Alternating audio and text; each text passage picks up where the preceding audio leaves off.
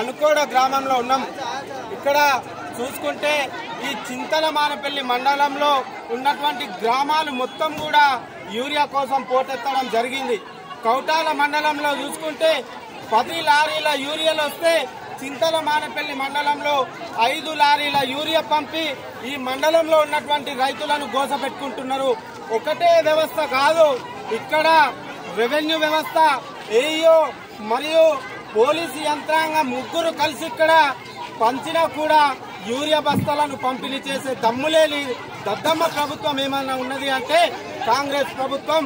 ఇటువంటి ప్రభుత్వాన్ని గద్దెదించే రోజులు వస్తాయి.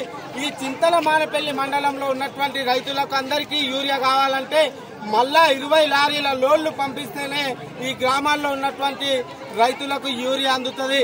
ఇక్కడ ఉన్నటువంటి ఏఓ గాని సరైన వ్యవస్థ లేకుండా ఎన్ని ఎకరాల హెక్టార్ల భూమి పండుతుందో ఇక్కడ రైతుల యొక్క లెక్కలు లేకుండా వీళ్ళు యూరియా కోసం ఆర్డర్ పెట్టి ఇప్పుడు రైతులను గోసపుచ్చుకోవడం జరుగుతుంది.